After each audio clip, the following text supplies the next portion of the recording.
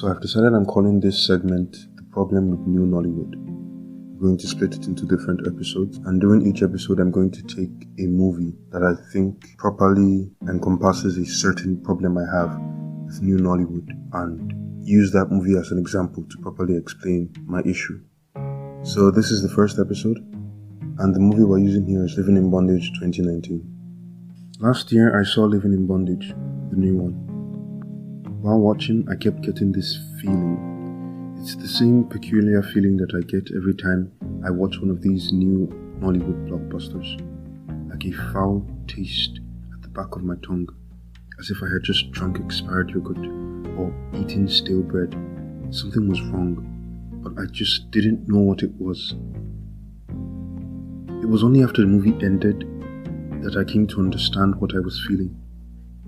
What that taste at the back of my tongue was. I was swallowing down a stale, expired version of an imported product, like someone had just made this uninspired copy of a Hollywood movie with the same tired and recycled tropes and just barely made any effort to localize it to fit a Nigerian setting. Living in Bondage 2019 is a particularly egregious example of this. So, to properly shed some light on the issues I have with this movie, let's look at the original, because Living in Bondage 2019 is a remake of an old movie. It's a soft reboot. The original movie, that's Living in Bondage 1992. If you want to make a movie about a serial killer set in Nigeria, you would have to adapt the story to a setting. A crazy psychopath with a tragic past does not work in a Nigerian setting. There are serial killers in Nigeria, but most, if not all of them, are ritualists.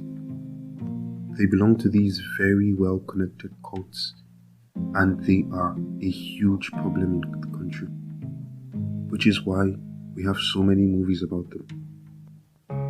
Living in Bondage 1992 was one of those movies.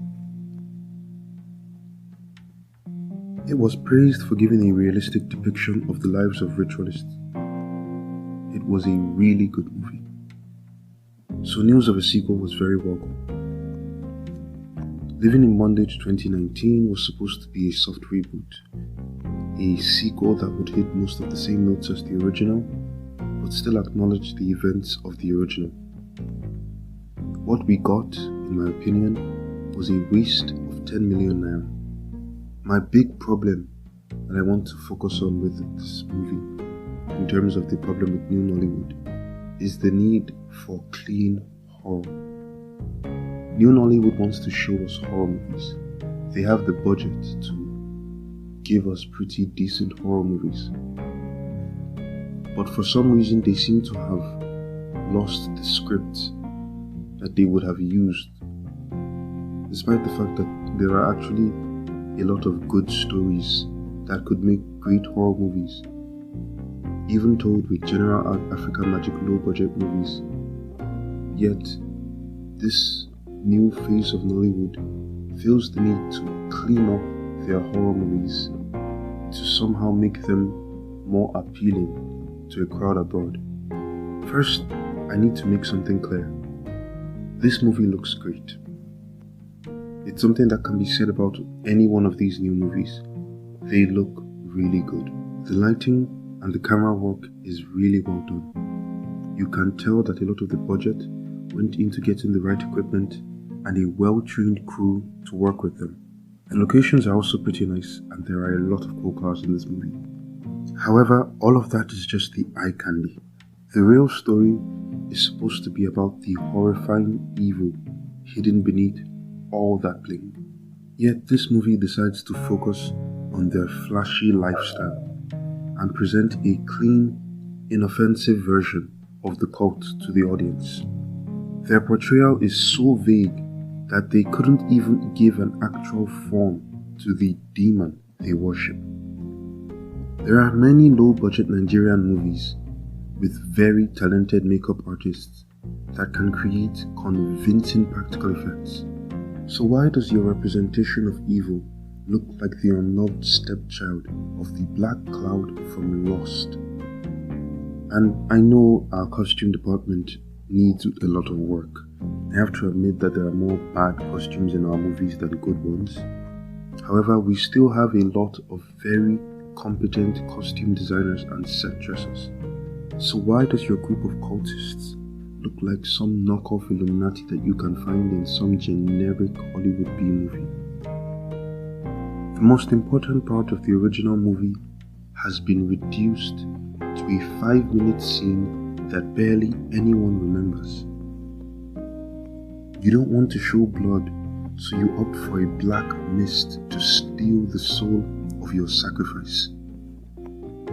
You don't even want to hint at the true nature of the rituals, so you have your cast dressed in Halloween robes and stand around a chalk circle. It's like one of the child-friendly portrayals of evil you will find in like a Disney movie. Why are you shying away from the central point of the story? You even hired some of the best Nigerian actors who are well versed in playing these roles, but you did nothing with them. Kenneth Okonkwo is barely in the movie, and KOK only appears in a dream sequence. At this point, I'm surprised you didn't hire Yulidochi to just play some random waiter. This movie could have addressed the very real issue of ritualists taking advantage of the current state of the nation. Instead, they chose to sanitize and step around the issue. And I'm left wondering who this movie is for. The Nigerian audience knows this is not the reality of the situation. The American audience you are clearly aiming for is not interested in seeing a watered-down version of their own horror movies. This romanticized version of the world of ritual killers is meant to be juxtaposed against the realities of the evil they partake in. But it's like this movie is afraid to show its true colors, and so it prefers to distract the audience with flashy cars and jets and cool suits. The reality of our current situation is that our movie industry is being ignored. Don't let it fool you because, some of our movies are premiering abroad. Our movie industry is being ignored. It almost annoys me to see movies like this succeed despite how low effort their storytelling is, because they are being rewarded for laziness, and so they don't see the need to improve. We, the Nigerian audience, need to start demanding better effort from our movies.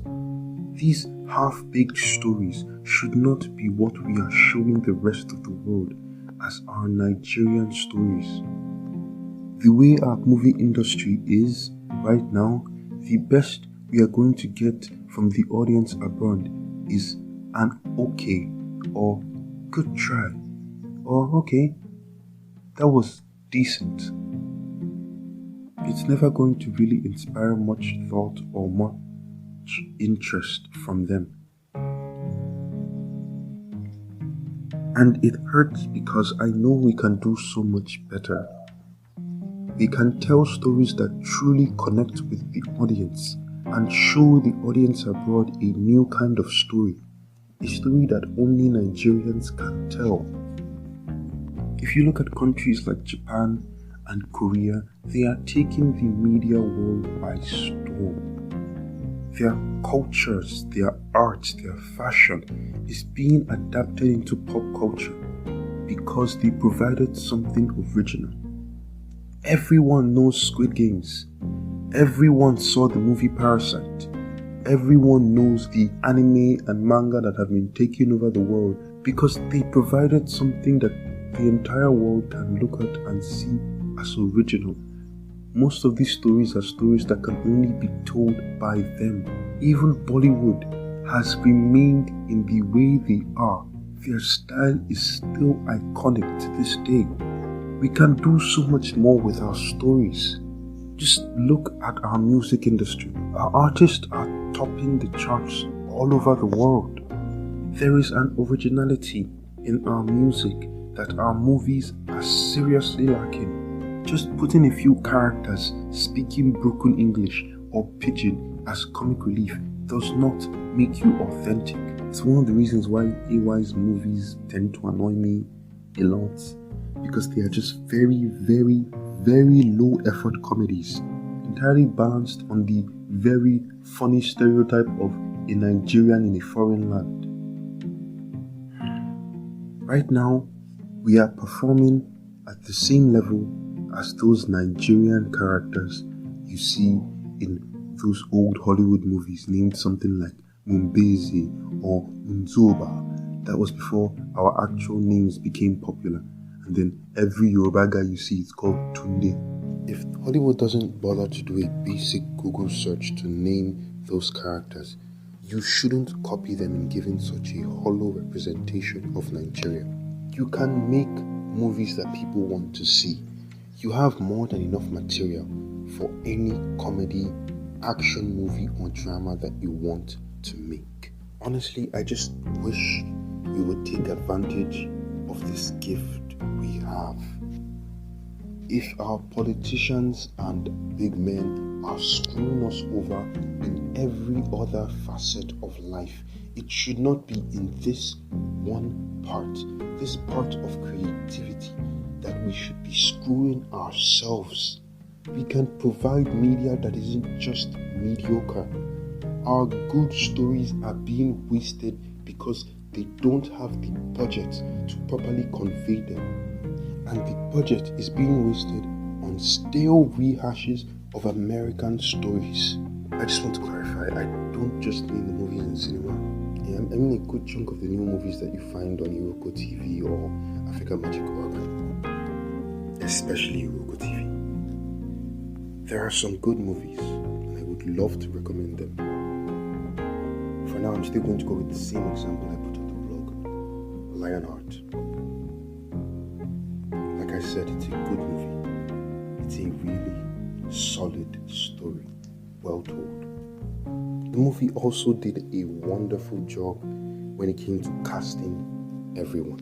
They took some of our best actors known for playing particular roles and set them into parts of the story where they can play that role, and it enhances the story so much more. Genevieve Nnaji did an amazing job with this movie, but it's unfortunate that films like this are not the norm. This is not the norm for what we can get in terms of quality for our movies, even in terms of the acting.